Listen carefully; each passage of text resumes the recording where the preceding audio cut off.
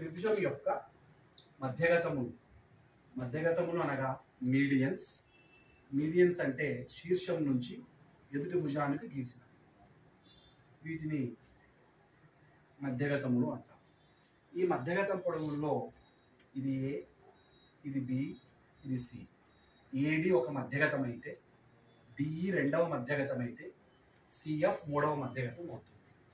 AD పొడవే మనము ఏగా తీసుకుంటే, బిఈ పొడవు బిగా తీసుకుంటే, సిఎఫ్ పొడవు సిగా తీసుకున్నట్లయితే A value 9 centimetres, B value 12 centimetres, C value 15 centimetres. ఇవి వచ్చేసి మధ్యగతం యొక్క పొడవులను ఈ విధంగా ఏబిసిలతో అనుకున్నాం. సో మధ్యగత పొడవులు ఇచ్చినప్పుడు వైశాల్యానికి సూత్రం ఏంటంటే ఏ మీన్స్ ఏరియా. ఏరియా అనగా వైశాల్యం. 4/3 into square root of sigma into sigma minus A into sigma minus B into sigma minus C. ఈ ఫార్ములా యూజ్ చేస్తే మనకు కావాల్సినటువంటి ఆన్సర్ వచ్చేస్తుంది. ముందు సిగ్మా ఫార్ములా ఏంటంటే sigma is equal to A plus B plus C by 2. A means 9, B means 12, C means 15/2. That is sigma is equal to 12 ఒక 9 21 ఒక 15 36. 36లో సగం అనగా 18. సిగ్మా వాల్యూ 18 తీసుకొచ్చి వైశాల్యం అనే సూత్రంలో ప్రతిక్షేపిస్తే A is equal to 4/3 into square root of sigma means 18, sigma minus A 18 minus 9 9, sigma minus B 18 minus 12 6, sigma minus C 18 minus 15 3.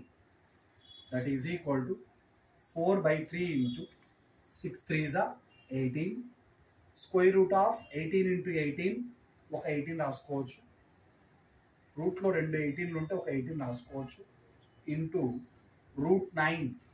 √9 means 3. So 3తో cancellation చేస్తే 3 ఒకట్ల పోతుంది, 3 ఒకట్ల పోతుంది. 18 నాళ్ళ ఎంత అంటే 72. దీని యొక్క వైశాల్యం ఎంత అంటే 72 చదరపు సెంటీమీటర్.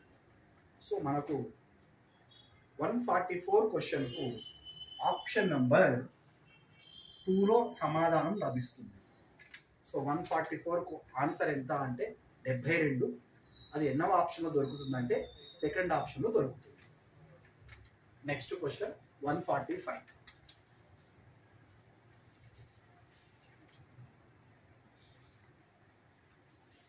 Question number 145. ఒక త్రిభుజాకార స్థలం యొక్క చుట్టుకొలత 240 మీటర్లు. చుట్టుకొలత అనగా పెరిమీటర్ అండి. పెరిమీటర్ ఎంత ఇచ్చాడంటే 240 ఇచ్చాడు. Perimeter that is equal to 240 metres. దాని యొక్క రెండు భుజాలు 78 మీటర్లు 50 మీటర్లు. రెండు భుజాలు ఏ వాల్యూ వచ్చేసి 78 మీటర్లు, బి వాల్యూ వచ్చేసి 50 మీటర్లు. అయితే 50వ మీటర్ భుజము నుండి దాని ఎదుటి బిందు వద్దకు గల లంబరేఖ పొడవు.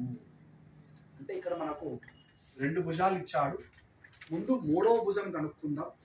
కనుక్కున్న తర్వాత 50 మీటర్ల నుండి దాని ఎదుటి భుజం బిందు వద్దకు గల లంబరేఖ పొడవు అడిగాడు. ముందు మూడవ భుజం పొడవు కనుక్కుందాం. చుట్టుకొలతకు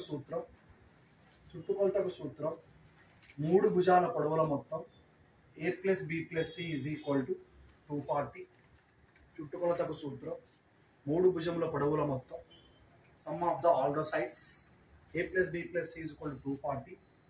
ఏ means 78, B means 50 plus C is equal to 240. C is equal to 240 minus 70 50 128. So C is equal to 240లోంచి 128 సబ్స్ట్రాక్షన్ చేస్తే 10లో 8 పోతే 2, 3లో 2 పోతే 1, 2లో 1 పోతే 1, 1, 1, 12. సో థర్డ్ సైడ్ ఎంత వచ్చిందంటే 112 వచ్చింది. మరి ఒకసారి ఇక్కడ మనం చూసినట్లయితే ఇది ఏ, ఇది బి, ఇది సి. బీసీ మధ్యలో ఏ రాసుకుంటే 78, ఏసీ మధ్యలో బి రాసుకుంటే 50, ఏబి మధ్యలో సి రాసుకుంటే 112. ఇట్లా మనకు అడిగిన క్వశ్చన్ ఏంటంటే 50 మీటర్ల భుజం నుండి ఎదుటి బిందువు వద్దకు. ఇక్కడ 50 మీటర్ల భుజం అంటే ఇది, దాని ఎదుటి బిందువు అంటే వద్దకు గల లంబరేఖ పొడవు, ఈ పొడవు ఎంత అన్నాడండి. అది అడిగిన క్వశ్చన్. దీని యొక్క లెంత్ కనుక్కోమంటున్నాం. లంబరేఖ పొడవు 50వ మీటర్ భుజం అంటే ఇది, దీని ఎదుటి బిందువుకు వద్ద గల లంబరేఖ పొడవు ఎంత. మనం గమనించినట్లయితే సో త్రిభుజ వైశాల్యం కనుక ముందుగా కనుక్కుంటే త్రిభుజ వైశాల్యానికి సూత్రం ఏంటంటే square root of S into S minus A into S minus B into S minus C. ఎస్కు formula A plus B plus C by 2 half of the perimeter అండి. ఇక్కడ ఎస్కు formula S means A plus B plus C by 2, A means 78, 50, B 50, C 112. లేదా డైరెక్ట్గా 240/2 కూడా రాసుకోవచ్చు, ఎందుకంటే already perimeter ఇచ్చాడు కాబట్టి. 240/2 వేసుకుంటే మనకు ఏరియా ఎంత వస్తుందంటే 2 1s 2 2s 2 0, 120 వస్తుందండి ఏరియా. ఇప్పుడు ఎస్ వాల్యూ వచ్చింది, ఎస్ వాల్యూ తీసుకొచ్చి ఇందులో కనుక్కుంటే మనకు ఏరియా వస్తుంది. Delta is equal to square root of S means 120, S means half of the perimeter 120 into 120 minus A, 120 minus 78, 120 minus 78 into 120 minus B 50 into 120 minus C 112. ఈ value మొత్తం మనం calculate చేయాలి. చేస్తే మనకు ఏరియా వస్తుంది. Delta is equal to square root of 120 into 120లోంచి 78 తీసేసుకుంటే 10లో 8 పోతే 2, 11లో 7 పోతే 4. సో మనకి ఎంత వస్తుందంటే 42 వస్తుంది. 120లోంచి 50 తీసేస్తే మనకు 70 వస్తుంది. అదేవిధంగా 120లోంచి 112 తీసేస్తే మనకు 8 వస్తుంది. ఇప్పుడు వీటికి మనం ఏం చేయాలంటే స్క్వేర్ రూట్ కనుక్కుంటే వీటికి మనకు ఏరియా వాల్యూ వస్తుంది. మరి స్క్వేర్ రూట్ కనుక్కోవాలంటే మరి 120ని మనం ఏం రాసుకోవచ్చు అంటే 260s, 230s, 215s, 3 5s. That is equal to 2 into 2 into 2, 3 into 5. 2 into 2 into 2, 3 into 5. 2 2s are 4, 4 2s are 8, 8 3s are 24, 25 5s are 120. అలాగే 42కు మనం రాసినట్లయితే 2 21s are 3 7s are 2 into 3 into 7, 2 into 3 into 7. అలాగే 70కి మనం రాసినట్లయితే 2 35s are 5 7s are 2 into 5 into 7. అలాగే 8కి రాసినట్లయితే 2 into 2 into 2. So ఫైనల్గా 2 ఒక 2 రాసుకోవచ్చు అండి. 2 2ల బదులు ఒక 2 రాసుకోవచ్చు. ఇంటూ 2 ఇంటూ 2 1 2 3 4 4 ఉన్నాయి కాబట్టి 2 2లు రాసుకోవచ్చు. సో తర్వాత 2s ఓవర్ అండి. 2 3s ఉన్నాయి కాబట్టి ఒక 3 రాసుకోవచ్చు. 2 5s ఉన్నాయి కాబట్టి ఒక 5 రాసుకోవచ్చు. 2 7s ఉన్నాయి కాబట్టి ఒక 7 రాసుకోవచ్చు. ఫైనల్గా 2 2s are 4, 4 2s are 8, 8 2s are 16, 16 3s are 48, 48 7 5s are 35. 48 into 35 మనం మల్టిప్లై చేస్తే 5 8 are 40, 5 4 are 20, 24, 3 8 are 24, 3 4 are 12 plus 2 14. So 0, 4 plus 4 8, 2 plus 4 6, 1680. So 1680 metre square అంటే చదరపు మీటర్. ఇది మనకు వైశాల్యం వచ్చింది. సో కానీ అడిగిన క్వశ్చన్ ఏంటంటే లంబరేఖ పొడవు అడిగాడు.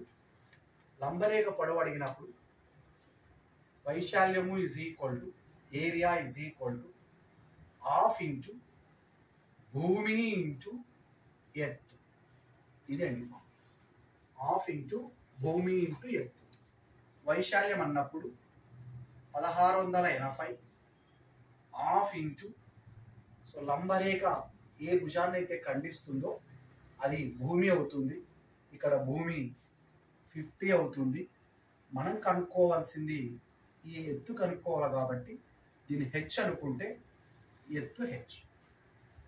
సో ఇప్పుడు మనకు సో క్యాన్సిలేషన్ చేస్తే 0 0 క్యాన్సిల్ అయిపోతుంది. తర్వాత 0 0 క్యాన్సిల్ అయిపోతుంది. 145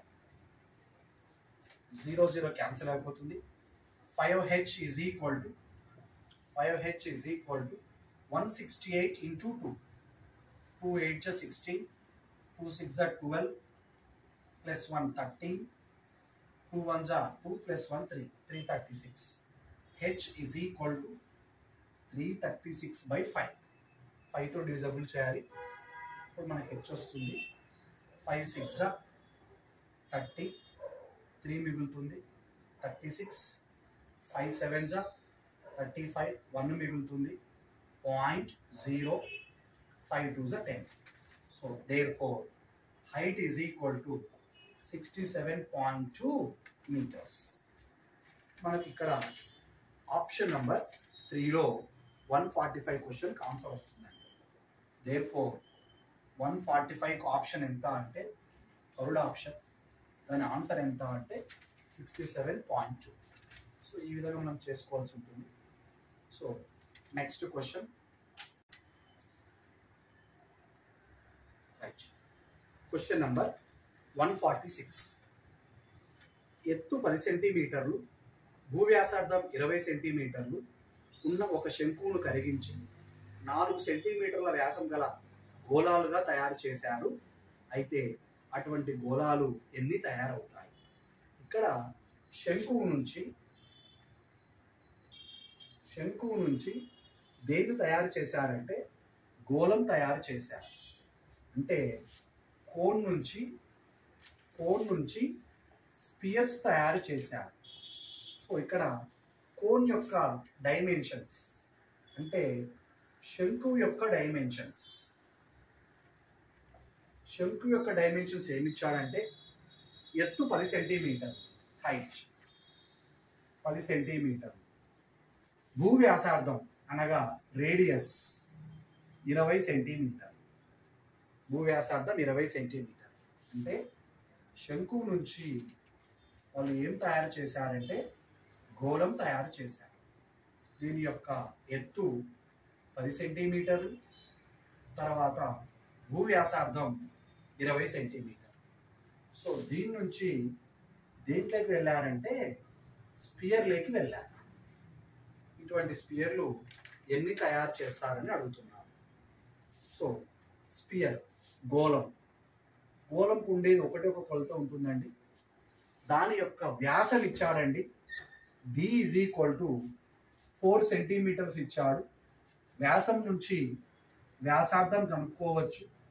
వ్యాసంలో సగంనే వ్యాసార్థం అని అంటాం.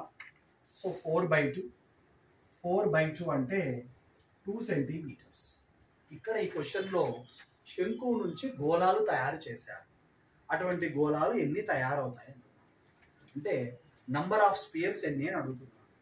సో గోళాల సంఖ్య ఈజ్ ఈక్వల్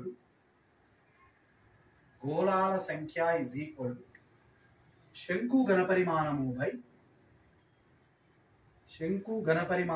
బై గోళం ఘనపరిమాణం. సో ఒక డయాగ్రామ్ నుంచి ఇంకొక డయాగ్రామ్ లైక్ కన్వర్ట్ అయ్యింది అంటే మనం ఘనపరిమాణాల మీద చేసుకోవచ్చు. మరి శంకు ఘనపరిమాణం సూత్రం ఎంత అంటే 1/3 పై r²h. గోళం ఘనపరిమాణం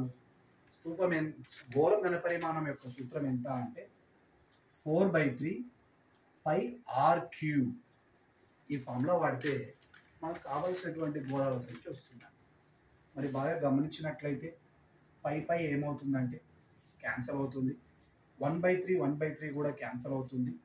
దట్ ఈజ్ ఈక్వల్ టు పైన మనకు r² మిగులుతుంది. కింద మనకు 1/3 క్యాన్సల్ అయినప్పుడు 4r³ మిగులుతుంది. వీటిని క్యాలిక్యులేషన్ చేస్తే r² means 20². 20² means 20 × 20. height means 10 divided by r³ means 2³ means 2 × 2 × 2. దీన్ని క్యాలిక్యులేషన్ చేసినట్లయితే మనకు కావలసినటువంటి గోళాల సంఖ్య వస్తుంది. సో 2 1ల 2 10ల 2 1ల 2 10ల 2 1ల 2 5ల. సో మనకు 10 10ల 100, 100 5లు ఎంత అంటే 500. సో మనకు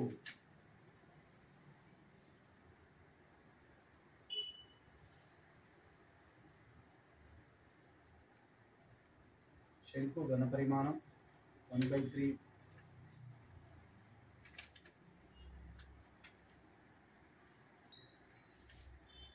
10 × 10 × 5 × 4. So 2 2s, 2 5s, 2 1s, 2 5s. ఫైనల్గా 5 5s 25, 25 5s 125. మనకు టోటల్గా ఎన్ని గోళాలు వస్తాయి అంటే 125 గోళాలు వస్తాయి. సో క్యాలిక్యులేషన్ పార్ట్ మరొకసారి చూద్దామండి. So pi cancel, 1/3 cancel. So r²h by 4r³. r²h న్యూమరేటర్లో, 4r³ denominator. r² means 20². 20² means 20 × 20. height means 10 divided by 4 × r³ means 2³ 2³ means 2 × 2 × 2. So మనం క్యాన్సిలేషన్ చేసినట్లయితే 4 1ల 4 5ల 2 1ల 2 10ల 2 1ల 2 5ల 2 1ల 2 5ల 5 5s 25, 25 5s 125. సో శంకువును కరిగించి మొత్తం ఎన్ని గోళాలు తయారు చేయొచ్చు అంటే 125 గోళాలు తయారు చేయొచ్చు. సో మనకు ఆప్షన్ నంబర్ 4లో మనకు కావాల్సినటువంటి సమాధానం దొరుకుతుంది. 146 క్వశ్చన్కు ఎన్నవ ఆప్షన్ అంటే 4th ఆప్షన్ సరిపోతుంది. టైం అవుతుంది కదా.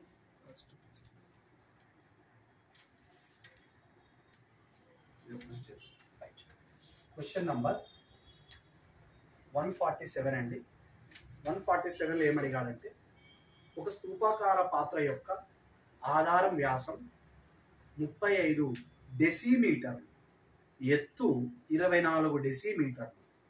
స్తూపాకార పాత్రం అంటే మనము స్తూపం బొమ్మ వేసుకోవచ్చు. ఈ స్తూపాకార పాత్ర యొక్క వ్యాసం ఇచ్చాడండి. వ్యాసం అంటే డయామీటర్ ఇచ్చాడండి. ఆ డయామీటరే మనకు ఎంత ఇచ్చాడంటే 35 డెసిమీటర్ అంటే డి ఇచ్చాడండి. డి వచ్చేసి 35 డెసిమీటర్. ఎత్తు హైట్ ఎత్తు వచ్చేసి 24 డెసిమీటర్లు ఇచ్చారు. ఈ పాత్ర పూర్తిగా కిరోసిన్తో నిండి ఉంది. అంటే ఈ పాత్ర అంతా స్తూపం ఆకారంలో ఉందంట. మొత్తం నిండా కూడా కిరోసినాయిల్ ఉంచారంట. కిరోసినాయిల్తో నిండి ఉందంట. ఈ కిరోసిన్ను 22 సెంటీమీటర్లు ఇంటూ 35 సెంటీమీటర్లు ఇంటూ 25 సెంటీమీటర్లు కొలతలుగా గల ఎన్ని డబ్బాలలో నింపగలము? ఇక్కడ కూడా ఏం లేదండి. సో మనం డబ్బా అన్నప్పుడు పొడవు వెడల్పు ఎత్తులు ఉన్నాయి కాబట్టి దీర్ఘగణాకార షేప్లో తీసుకోవచ్చు అండి. అంటే స్తూపం నుంచి ఎక్కడికి వెళ్ళిందంటే దీర్ఘగణంలోకి వెళ్ళింది. అంటే అడిగిన క్వశ్చన్ స్తూపం నుంచి ఎక్కడికి వెళ్ళిందంటే దీర్ఘగణంలోకి వెళ్ళింది. కాకపోతే ఈ ప్రాబ్లంలో ఇక్కడ సెంటీమీటర్లో ఉంది, ఇక్కడ డెసిమీటర్లో ఉంది. మనకు తెలుసండి 1 decimetre is equal to 10 centimetre. 1 decimetre is equal to 10 సెంటీమీటర్లు కావున అప్పుడు D is equal to 35 into 10. 35 into 10 చేస్తే 350 సెంటీమీటర్స్ వస్తుంది. Height is equal to 24 into 10 అప్పుడు 240 సెంటీమీటర్స్ వస్తుంది. సో మనకు D ఇచ్చాడు కాబట్టి వ్యాసంలో సగం చేస్తే వ్యాసార్థం వస్తుందండి. అంటే therefore R is equal to D/2 కావున 350/2. 350/2 అంటే 2 1s 2 7s 2 5s 175 సెంటీమీటర్లు వస్తుంది. ఇక్కడ కూడా డబ్బాల సంఖ్య అడిగాడు. దీర్ఘగణాకార డబ్బాల సంఖ్య అని చెప్పొచ్చు. therefore డబ్బాల సంఖ్య అంటే number of boxes that is equal to స్తూపం ఘనపరిమాణము బై దీర్ఘగణాకార బాక్స్ యొక్క ఘనపరిమాణం. దీర్ఘగణం ఘనపరిమాణం. అప్పుడు స్తూపం ఘనపరిమాణం అంటే పై r²h. దీర్ఘగణం ఘనపరిమాణం అంటే LBH. పొడవు వెడల్పు ఎత్తు. చెప్తున్నాం కదండి. ఒక బొమ్మ నుంచి ఇంకొక బొమ్మలోకి అంటే ఒక డయాగ్రామ్ నుంచి ఇంకొక డయాగ్రామ్లోకి కన్వర్షన్ జరిగింది అంటే మనము ఘనపరిమాణాల మీద చేసుకోవాల్సి ఉంటుంది. సో ఇక్కడ పై వాల్యూ ఎంత రాసుకోవచ్చు అంటే 22/7 రాసుకోవచ్చు.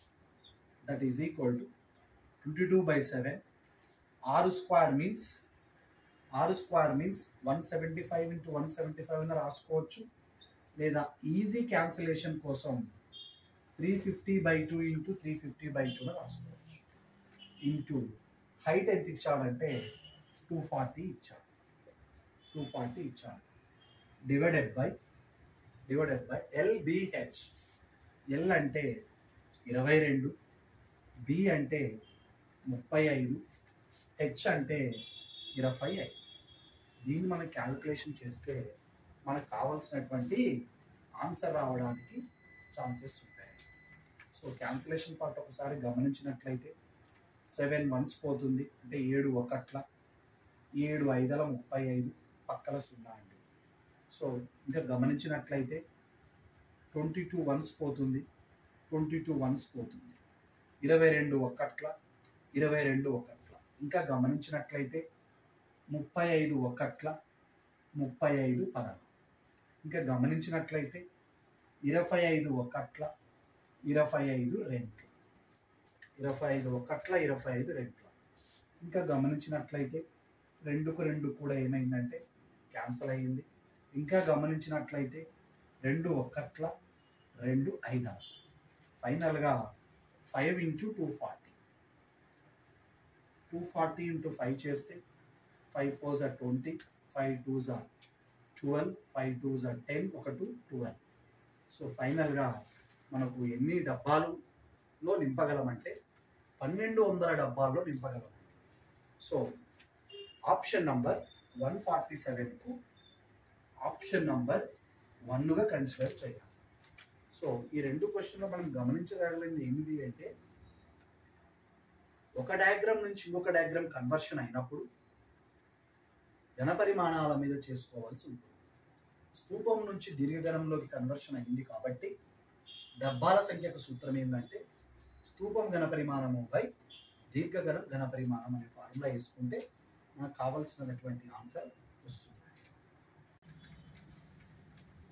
Question number 148.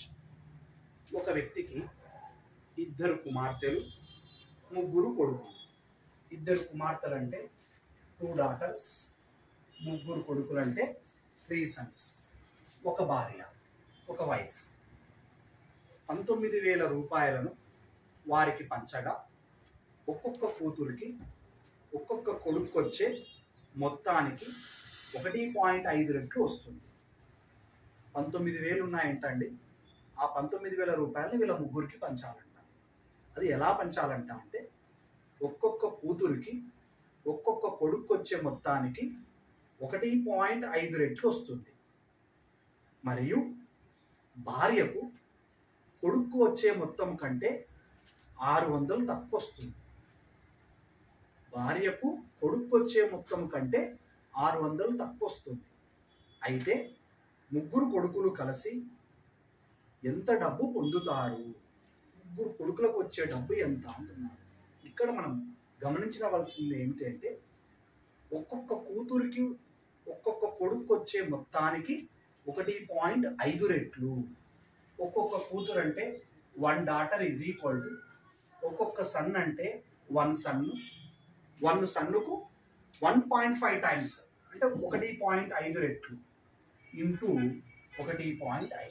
అంటే దీని అర్థం ఏంటంటే కూతురుకు వచ్చే డబ్బు కొడుకు వచ్చే డబ్బుకు 1.5 రెట్లు ఉంటుంది. అంటే ఒక్కొక్క సన్ను ఎంత డబ్బు తీసుకుంటాడో ఇంటూ 1.5 కొడితే అప్పుడు కూతురుకు వచ్చే డబ్బు వస్తుంది. 1 son ఇంటూ 1.5 is equal to share of daughter.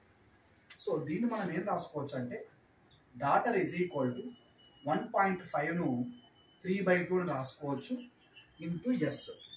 So S కిందికి తీసుకెళ్తే daughter by son is equal to 3/2. అంటే దీని అర్థం ఏమిటంటే డాటర్కు 3 భాగాలు, సన్నుకు 2 భాగాల డబ్బు వెళ్తుంది. అంటే డాటర్ షేర్ వచ్చేసి 3x అండి, సన్ను షేర్ వచ్చేసి 2x అనుకుంటే, డాటర్ షేర్ 3x, సన్ను షేర్ 2x అనుకుంటే ఇప్పుడు డాటర్ ఓకే, సన్ ఓకే. మనకి ఎవరు కావాలంటే వైఫ్ గురించి కావాలి. వైఫ్ మీద ఒక ఇన్ఫర్మేషన్ ఏమి ఇచ్చాడంటే భార్యకు కొడుకు వచ్చే మొత్తం కంటే 600 తక్కువ వస్తుంది. అంటే దీని అర్థం ఏమిటంటే కొడుకుకు భార్యకు మధ్య డిఫరెన్స్ ఎంత ఉందంటే 600 రూపీస్ ఉంది. భార్యకే తక్కువ వస్తుంది అన్నమాట. అంటే ఇప్పుడు వైఫ్ షేర్ ఎంత అంటే కొడుకు వచ్చే డబ్బు కంటే కొడుకు ఎంత వస్తుందంటే 3x వస్తుంది, తక్కువ వస్తుంది. తక్కువ అనగా సింబల్ ఏం వేసుకోవాలంటే మైనస్ వేసుకోవాలి. ఎక్కువ అంటే ప్లస్ వేసుకోవాలి, తక్కువ అంటే మైనస్ వేసుకోవాలి, రెట్లు అంటే ఇంటూ వేసుకోవాలి, వంతు అంటే డివైడెడ్ బై వేసుకోవాలి. ఫైనల్గా ఇప్పుడు మనకు 3 షేర్లు వచ్చాయి. Daughter share 3x, son share 2x, wife share 3x minus 600. ఎందుకంటే వైఫ్కు కొడుకు కంటే 600 తక్కువ వస్తుంది. సో ఫైనల్గా మనకు డాటర్స్ ఎంతమంది ఉన్నారండి? 2 ఉన్నారు కాబట్టి 3x ఇంటూ 2 ఈ మొత్తం డబ్బు డాటర్స్ వెళ్తున్నాయి. సన్స్ ఎంతమంది ఉన్నారండి? 3 sons ఉన్నారు కాబట్టి ప్లస్ 2x ఇంటూ 3 ఇది కొడుకుల వాటా, ఇదేమో కూతుర్ల వాటా, ఇదేమో కొడుకుల వాటా, ప్లస్ వైఫ్ ఒక్కరే ఉన్నారు కాబట్టి 3x మైనస్ 600 ఇంటూ 1. సో ఫైనల్గా ఈ టోటల్ ప్రాపర్టీని మనకు ఎంత ఇచ్చారంటే 19,000 ఇచ్చారు. ఇప్పుడు దీన్ని మనం క్యాలిక్యులేట్ చేస్తే ఇదంతా డాటర్ షేరు, ఇదంతా సన్స్ షేరు, ఇదంతా వైఫ్ షేరు, టోటల్ కలిపితే 19,000 ఈక్వల్ అవుతుంది. So 3x into 2 6x, 2x into 3 6x plus 3x is equal to -600 right side లేకపోతే 19,600 అవుతుంది. 6x 6x 12x ఒక 3x 15x is equal to 19,600 అవుతుంది. ఎక్స్ కనుక్కుంటే 1 share value వస్తుంది. 19,600 divided by 50. So మనం 15తో cancellation చేస్తే 15 ఒకట్ల 15 అంటే మనకు 4 మిగులుతుంది. 46 అన్నప్పుడు 15 ముళ్ళ 45 ఒకటి మిగులుతుంది. 6x 12x ఒక 3x 15x. So -600 right side లేకపోతే +600 19,600. ఇక్కడ మనకు ఎవరి షేర్ అడిగాడంటే క్వశ్చన్లో ఒకసారి చూస్తే ముగ్గురు కొడుకులకు కలిపి వచ్చే మొత్తము ఎంత అంటున్నాము. అంటే మనకు కావాల్సింది 3 sons షేర్ కావాలి. 3 sons షేర్ కావాలి. సో డాటర్కు 3 పార్ట్స్, సన్నుకు 2 పార్ట్స్, వైఫ్కు 3x - 600 పార్ట్. 2 daughters కాబట్టి ఇంటూ 2, 3 sons కాబట్టి ఇంటూ 3. సో 1 wife కాబట్టి ఇంటూ 1. ఇక్కడ మనము ఒకసారి చూద్దామండి క్వశ్చన్.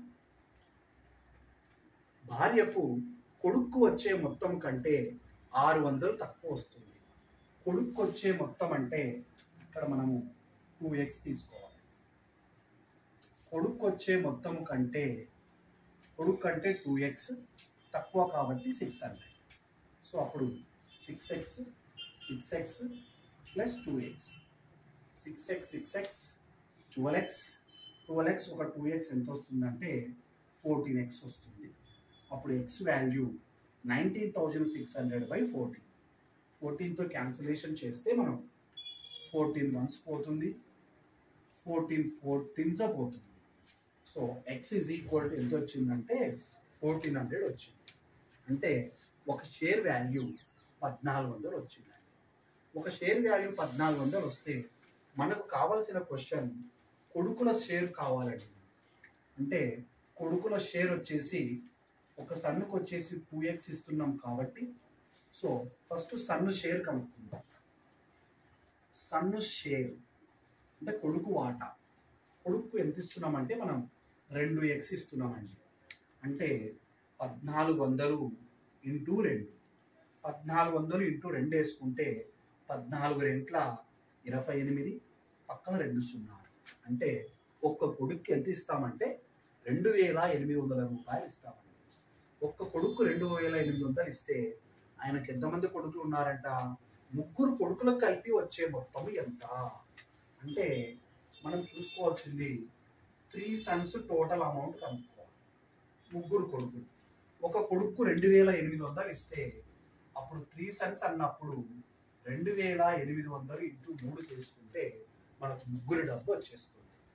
సో 3 8ల 24, 3 రెంట్ల 6 2 8. సో 3 కొడుకులకు కలిపి మొత్తం ఎంత డబ్బు ఇస్తాడంటే 8,400 రూపాయలు ఇస్తాడు. సో మనకు కావాల్సినటువంటి ఆప్షన్ ఎక్కడ దొరుకుతుందంటే ఆప్షన్ నంబర్ 4లో మనకు కావాల్సిన ఆన్సర్ దొరుకుతుంది. సో క్వశ్చన్ నెంబర్ 148కు ఆప్షన్ నంబర్ 4